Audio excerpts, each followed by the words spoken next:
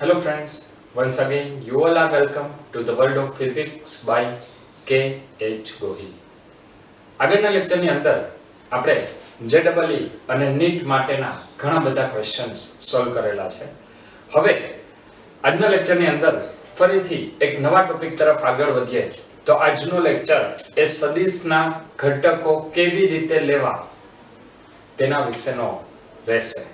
તો સદિશનું વિભાજન मतलब એના ઘટકો. તો આજના લેક્ચરની અંદર જે આપણે વાત કરવાના છીએ એ સદિશોનું દ્વિપરિમાણમાં વિભાજન જોઈશું. તો લેક્ચરની શરૂઆત કરીએ.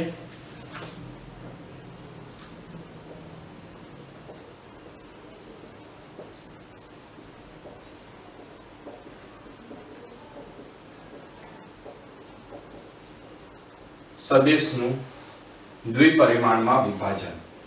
સદિશનું દ્વિપરિમાણમાં વિભાજન એટલે શું થાય, કઈ રીતે તેના ઘટકો લેવા, તેના માટેની ખૂબ જ બેઝિક વાતોથી લઈ અને આપણે શરૂઆત કરવાના છીએ. તો સૌથી પહેલા કોઈ એક સદિશ લઈ લઈએ. સદિશ માટે અત્યારે હું અહીંયા x અને y અક્ષ વ્યાખ્યાયિત કરું છું. સામાન્ય રીતે યામાક્સ પદ્ધતિની અંદર સામાન્ય રીતે આડી અક્ષને x અક્ષ લેવામાં આવે છે, ઊભી અક્ષને y અક્ષ લેવામાં આવે છે અને બહાર તરફ આવતી અક્ષ એને z અક્ષ તરીકે લેવામાં આવે છે. તો અત્યારે મેં x અને y બે અક્ષ દર્શાવેલી છે. ફરીથી રિપીટ કરું છું, આ એક સામાન્ય સ્થિતિ છે. હકીકતમાં તમે કોઈ પણ અક્ષને કોઈ પણ જગ્યાએ દર્શાવી શકો, એ તમારી અનુકૂળતાની વાત છે. ક્લિયર છે? ઓકે, ચલો આગળ વધીએ. આપણે xy સમતલની અંદર એક સદિશ વિચારીએ. માની લઈએ કે આ સદિશ a છે. સદિશ a નો x અક્ષ સાથેનો કોણ કેટલો છે? થીટા જેટલો. જો એનો x અક્ષ સાથેનો કોણ થીટા જેટલો હોય, આ ઉગમ બિંદુ O કહી દઈએ, આ સદિશ P, આ લંબ M, તો અહીંયા આ ખૂણો કાટખૂણો થાય. ચલો આ ક્લિયર છે?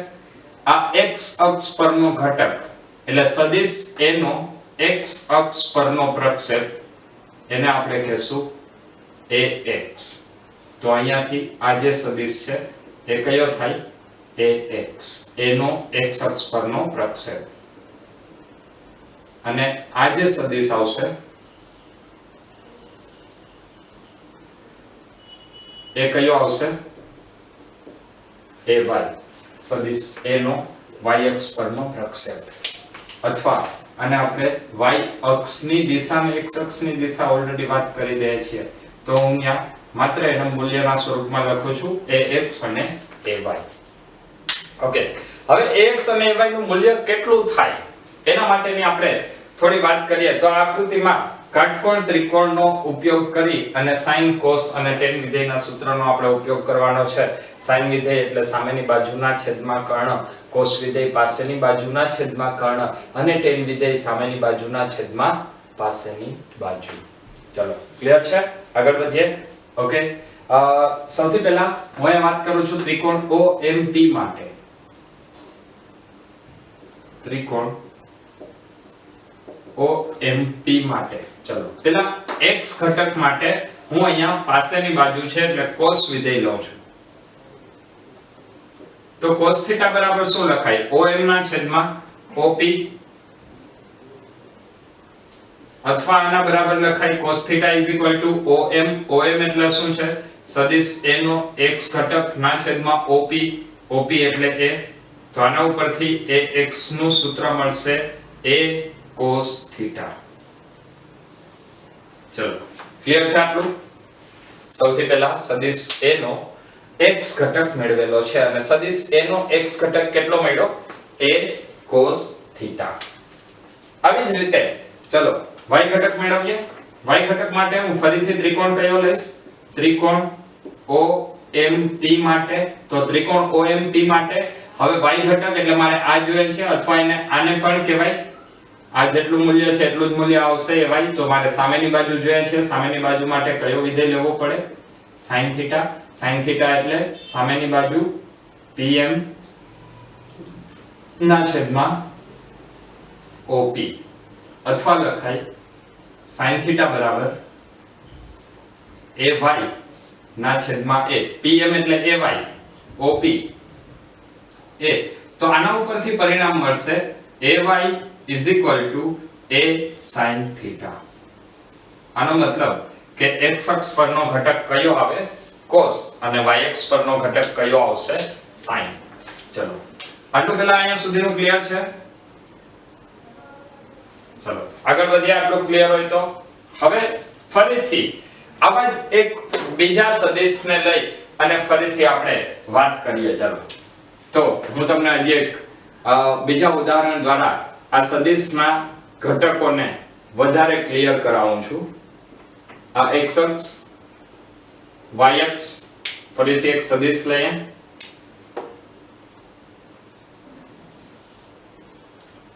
સદિશ b, સદિશ b નો ખૂણો કેટલો? થીટા જેટલો. સદિશ b નો ખૂણો થીટા જેટલો હોય તો અહીંયા આપણે ફરીથી એના ઘટકો વિચારીએ. તો આ આવશે અહીંયા સુધીનો સદિશ b નો y ઘટક,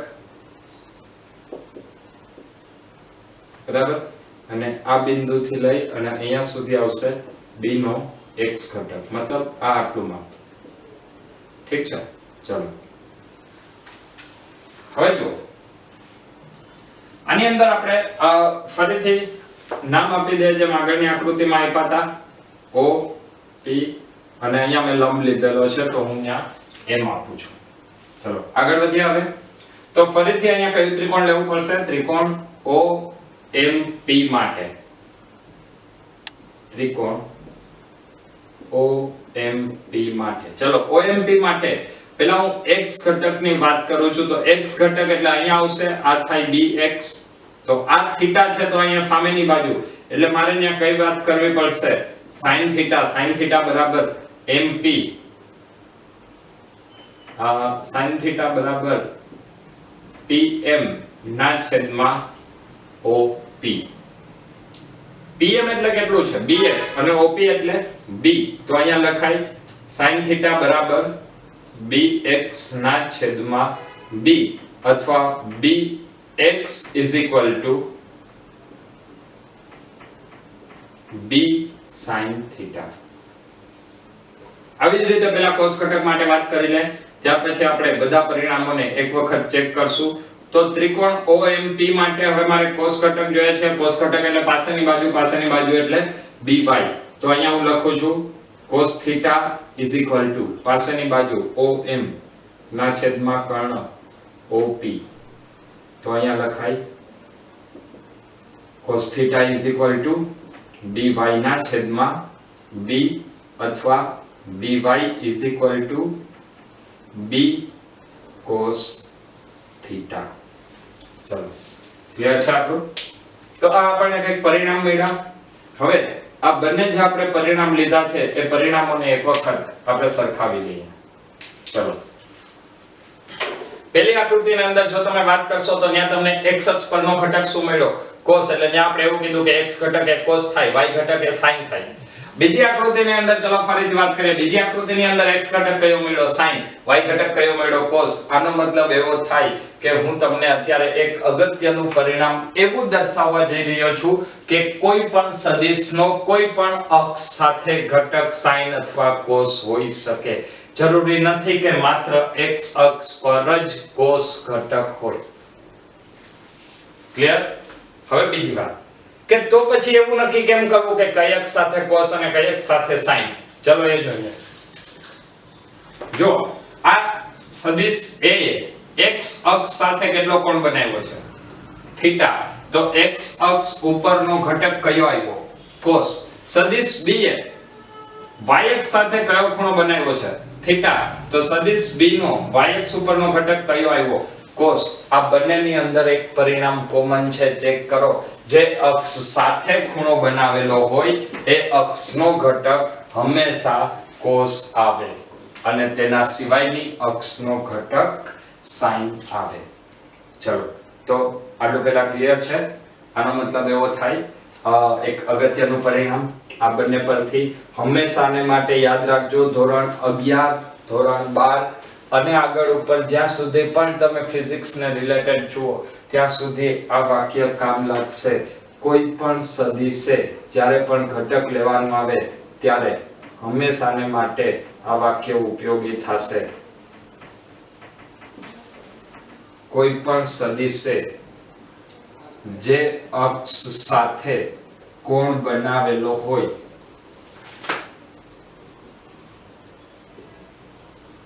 તે અક્ષ પરનો ઘટક હંમેશા cos આવે અને તેના સિવાયની અક્ષ પરનો ઘટક હંમેશા sin આવે. કોઈ પણ સદિશે જે અક્ષ સાથે કોણ બનાવેલો છે તે અક્ષ પરનો ઘટક હંમેશા cos આવે અને તેના સિવાયની અક્ષ પરનો ઘટક હંમેશા sin વિધેય આવશે. ચલો એટલું બધાને ક્લિયર છે. ફરીથી જે આપણને રિઝલ્ટ મળ્યું એ રિઝલ્ટને રિપીટ કરું છું. એ જ રિઝલ્ટનો ઉપયોગ કરીને આગળ તમે સદિશના ઘટકો વિશે વાત કરી શકશો. જો આ રિઝલ્ટ ખબર નહીં હોય તો આગળ કંઈ પણ પરિણામ તમે ચર્ચા કરી શકશો નહીં. કોઈ પણ સદિશે જે અક્ષ સાથે કોણ બનાવેલો છે તે અક્ષ પરનો ઘટક હંમેશા કયો આવે cos અને તેના સિવાયની અક્ષ પરનો ઘટક હંમેશા કયો આવશે sin. ક્લિયર છે આ વાત? ફરીથી રિપીટ કરું છું. જે સદિશે જે અક્ષ સાથે ખૂણો બનાવેલો હોય તે અક્ષ પરનો ઘટક cos અને તેના સિવાયની અક્ષ પરનો ઘટક sin આવે. ઓકે ચલો આવી બધી વાતો કરી લીધી. હવે આના ઉપરથી એક બે ક્વેશ્ચન જોઈએ. બરાબર, તમને હું બે ત્રણ આકૃતિ આપું છું ને એના ઉપરથી તમારે તે સદિશના ઘટકો લખવાના છે. ચલો તો સદિશના આપણે ઘટકો જોઈએ. ક્વેશ્ચન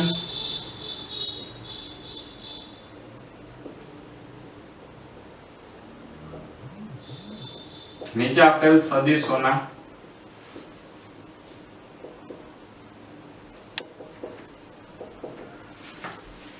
x અને y ઘટકો શોધો.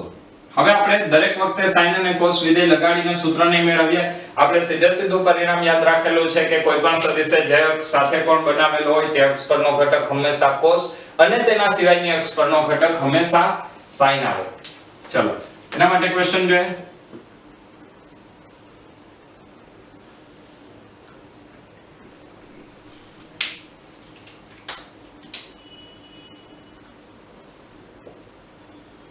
માની લે કે આ વેગ સદિશ આપેલો છે.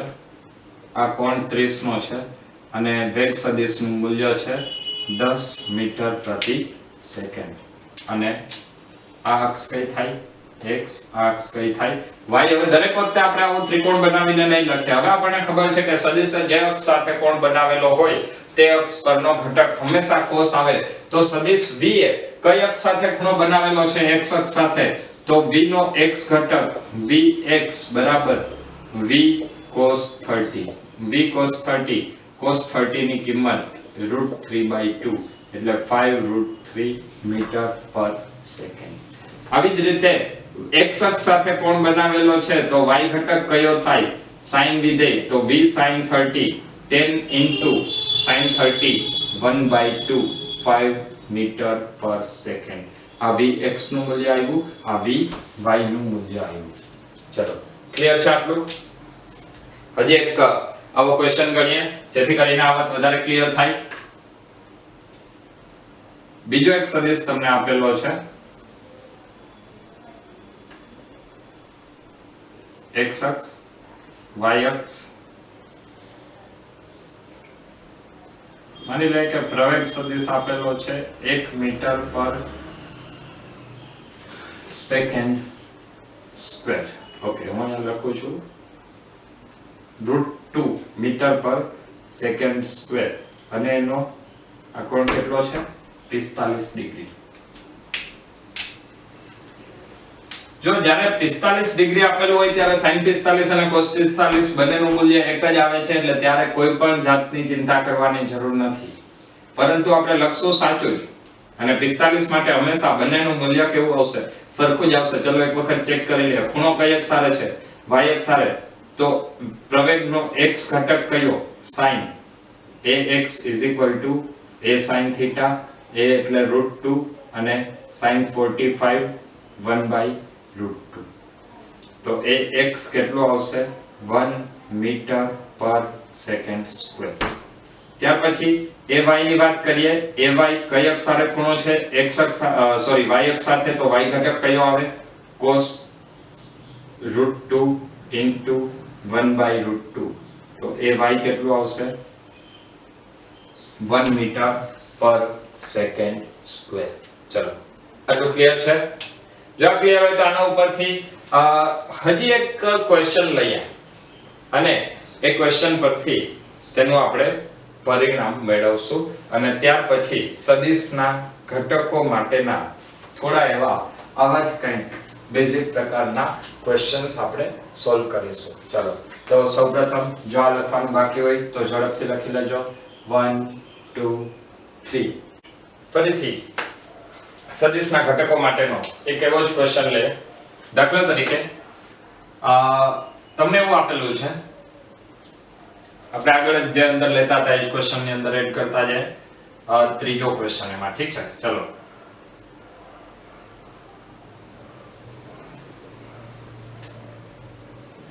માની લો કે તમને x અને y અક્ષ આપેલી છે. આ x અને y અક્ષ ની અંદર એક સદિશ તમને આપેલો છે.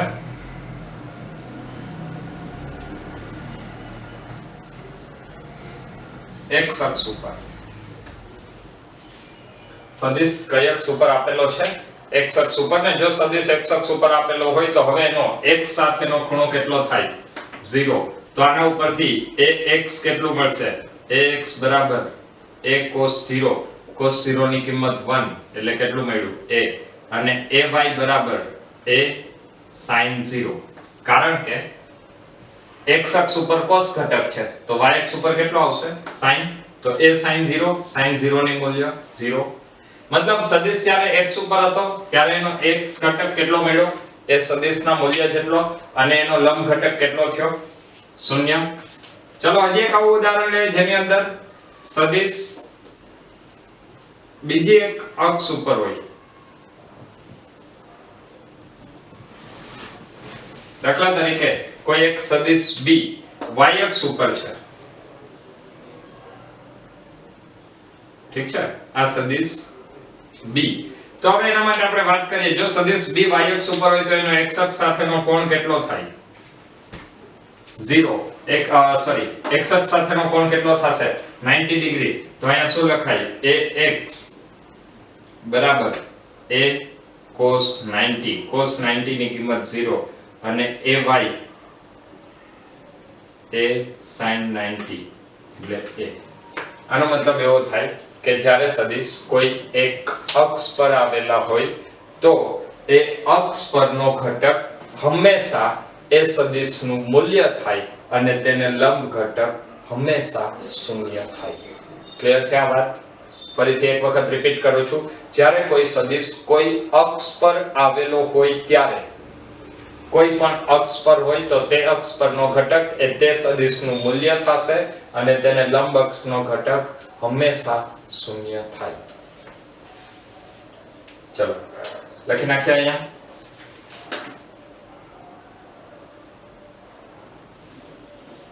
સદિશ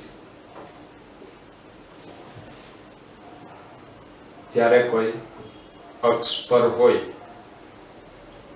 ત્યારે તે અક્ષ પર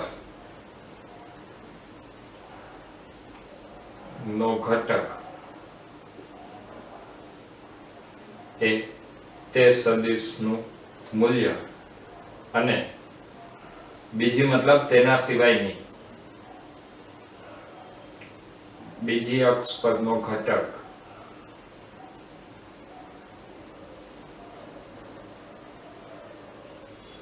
હંમેશા શૂન્ય થાય.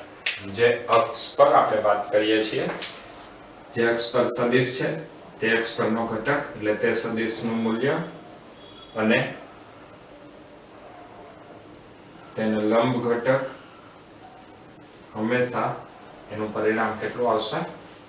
શૂન્ય થાય. ચલો ક્લિયર છે આટલું? ઓકે, ફરીથી આગળ વધીએ. હવે સદિશના ઘટકો માટે એક સરળ એવો ક્વેશ્ચન લઈએ. દાખલા તરીકે તમને એવો ક્વેશ્ચન આપેલો છે, ચલો એક ક્વેશ્ચનના સ્વરૂપમાં સદિશના ઘટકોનો વિચાર કરીએ. એક વિમાન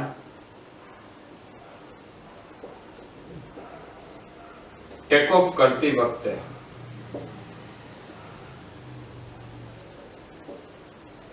બસો કિલોમીટર પ્રતિ કલાકની ઝડપથી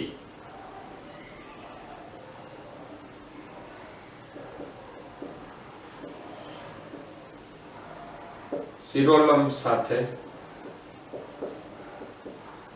60 ડિગ્રીના કોણે ઉડે છે તો તેના x અને y ઘટકો શોધો. ચાલો સૌથી પહેલા તો અહીંયા વિમાન કઈ દિશામાં ઉડે છે? 200 કિલોમીટર પ્રતિ કલાકની ઝડપથી કેટલા કોણે? શિરોલંબ સાથે 60 ડિગ્રીના કોણે. ચલો તો સૌથી પહેલા અહીંયા તમે એક આકૃતિ વિચારી શકશો કે જેની અંદર તમે વિમાનના બે ઘટકો દર્શાવી શકો. ચલો બધા ટ્રાય કરો. વિમાનના બંને ઘટકો કેટલા આવે? ઝડપથી આ વિડિયો પોઝ કરીને તમે લોકો અત્યારે ટ્રાય કરશો. વિમાનના બંને ઘટકો કેટલા આવશે? ઓકે ચલો હવે હું સોલ્વ કરાવું છું. વિમાનના બંને ઘટકો માટે સૌથી પહેલા આપણે વાત કરીએ વિમાન કઈ અક્ષ સાથે કેટલા કોણે? શિરોલંબ સાથે 60 ડિગ્રીનો કોણ. આ કોણ કેટલાનો છે? 60 ડિગ્રીનો. અને હું કહું છું વિમાનની ઝડપ મતલબ એનો વેગ સદિશ v અને એનું મૂલ્ય છે 200 કિલોમીટર પ્રતિ કલાક. કઈ અક્ષ સાથે ખૂણો બનાવેલો છે? y અક્ષ સાથે. તો y અક્ષ પરનો ઘટક કયો આવશે? cos. અને x અક્ષ પરનો ઘટક કયો આવે? sin. તો અહીંયા આપણે લખશું x અક્ષ કઈ લીધી છે? સમક્ષિતિજ.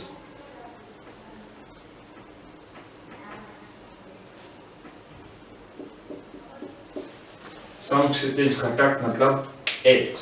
તો x નું મૂલ્ય કેટલું આવશે? v sin 60.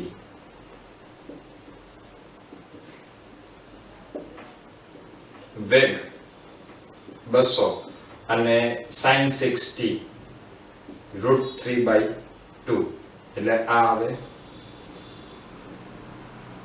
100 √3 મીટર પર સેકન્ડ. ચલો ક્લિયર છે? આપણને એનો સમક્ષિતિજ ઘટક મળશે. સમક્ષિતિજ ઘટક બાદ હવે વાત કરીએ શિરોલંબ ઘટકની.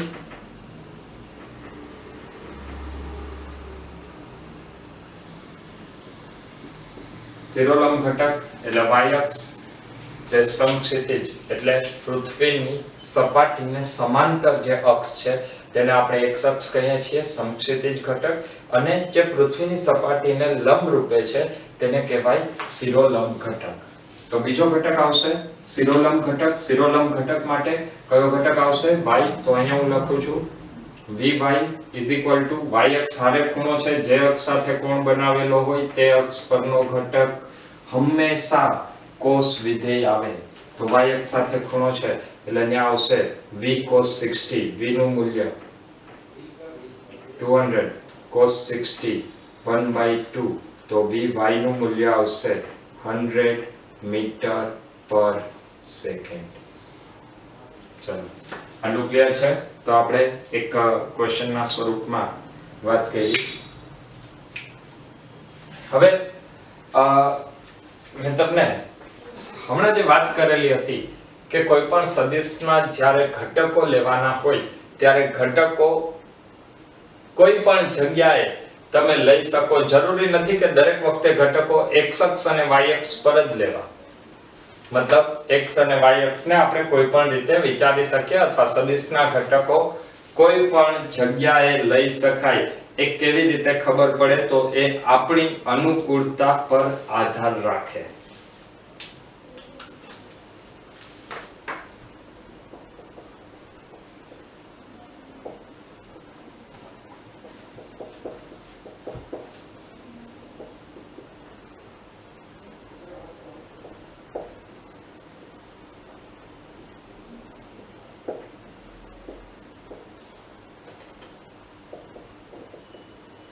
સદિશના ઘટકો કોઈ પણ અક્ષને અનુલક્ષીને લઈ શકાય. ચલો કેવી રીતે એનો આપણે વિચાર કરીએ. તો એના માટે દાખલા તરીકે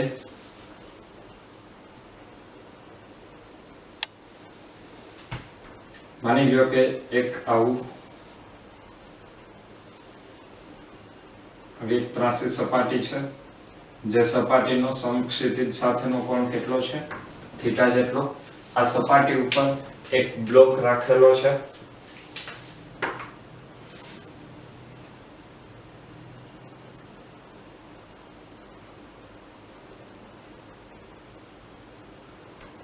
આ બ્લોક પર નીચેની તરફ એક બળ લાગે છે. એ બળને હું નામ આપું છું mg, ગુરુત્વાકર્ષણ બળ, જે તમે ભણી ગયા છો.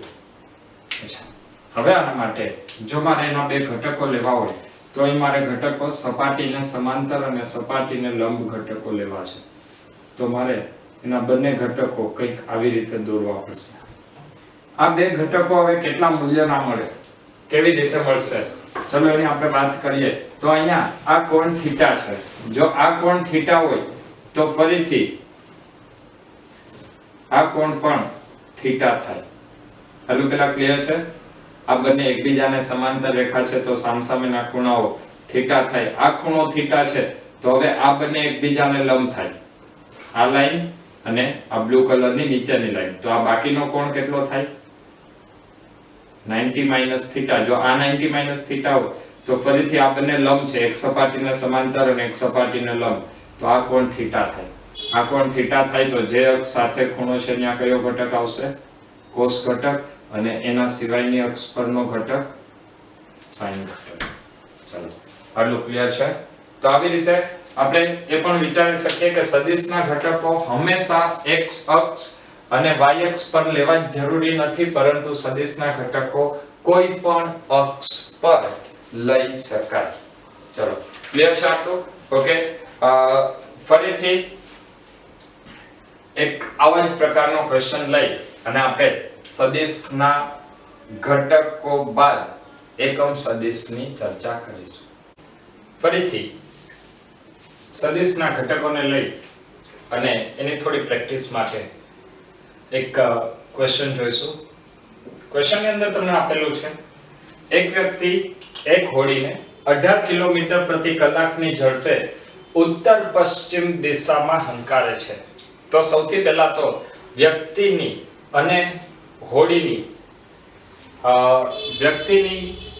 હોડી કઈ દિશામાં ચાલે છે એની આપણે વાત કરી લઈએ.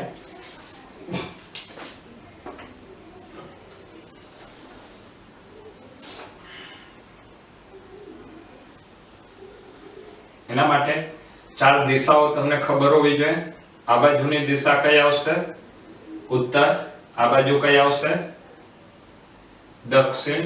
આ તરફ આવશે પૂર્વ અને આ તરફ આવશે પશ્ચિમ. ચલો આટલું પેલા ક્લિયર છે? ચારે ચાર દિશાઓના નામ તમને ખબર હોવી જોઈએ. ઉપર તરફ આવશે ઉત્તર, નીચે તરફ દક્ષિણ, જમણી બાજુ પૂર્વ અને ડાબી બાજુ પશ્ચિમ. ઓકે, હવે સૌથી પહેલા વ્યક્તિની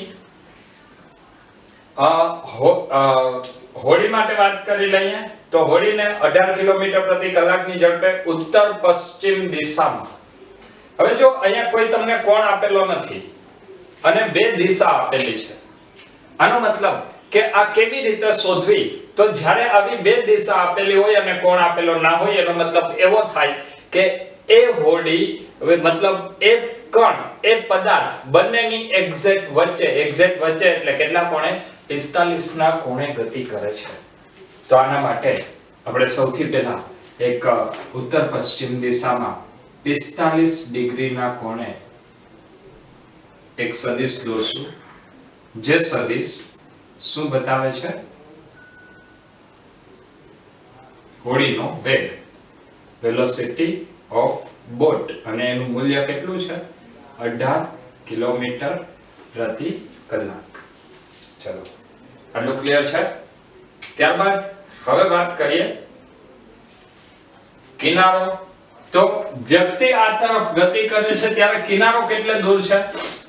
તો કિનારો તમને આપેલું છે પશ્ચિમથી દક્ષિણ તરફ. પશ્ચિમથી દક્ષિણ તરફ કેટલું જવાનું છે? 15 ડિગ્રી.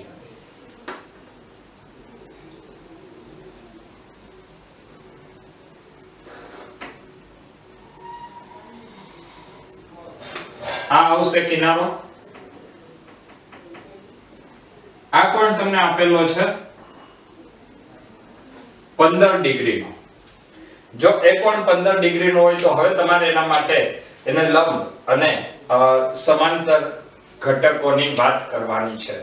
તો આના માટે હું ફરીથી એક અહીંયા બીજી આકૃતિ દોરું છું, જેથી કરીને આપણને એ થોડી ક્વેશ્ચનમાં આપેલું છે એ થોડું વધારે ક્લિયર થાય.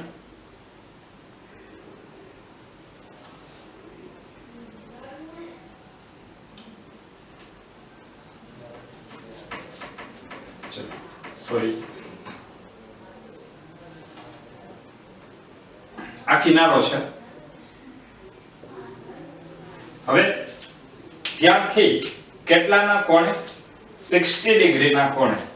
15 ને 45 એટલે કેટલું થાય? 60 ડિગ્રીનો કોણ.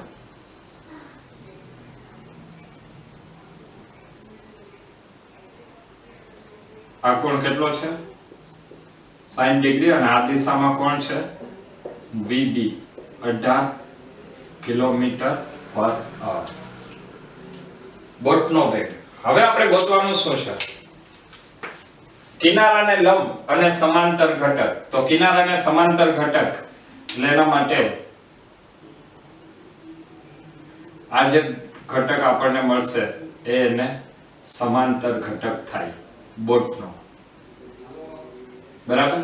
અને લંબ ઘટક માટે આ જે સદિશ છે એ સદિશને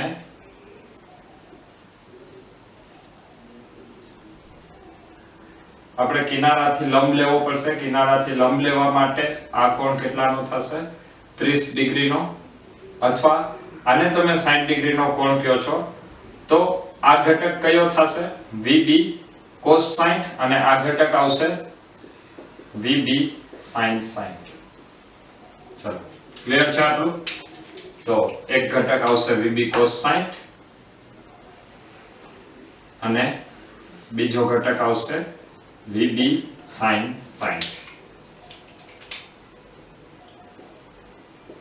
ચલો, ક્લિયર છે આટલું? હવે આની અંદર ફરીથી આપણે આગળ વધીએ. તો આમાં જે પરિણામ મેળવવાનું છે એ પરિણામ જોઈએ.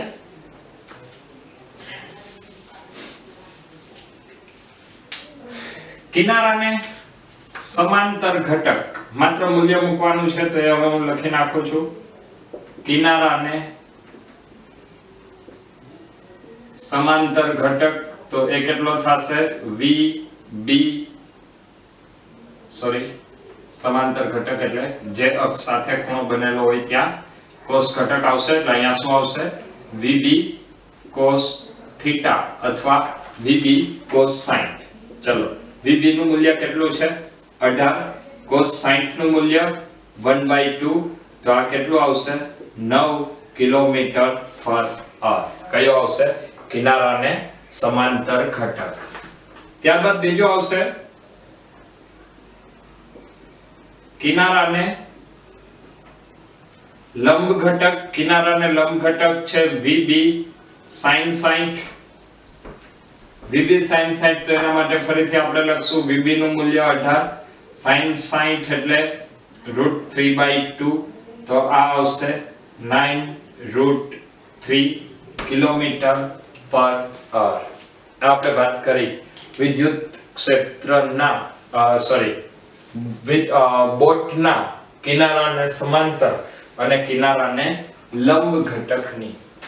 હવે આપણે જે એકમ સદિશની ચર્ચા કરેલી હતી તે એકમ સદિશને લઈ અને ફરીથી કાર્ટેશિયન યામક પદ્ધતિમાં કેવી રીતે એકમ સદિશ વ્યાખ્યાયિત થાય તેની ચર્ચા નેક્સ્ટ લેક્ચરની અંદર કરવાના છીએ.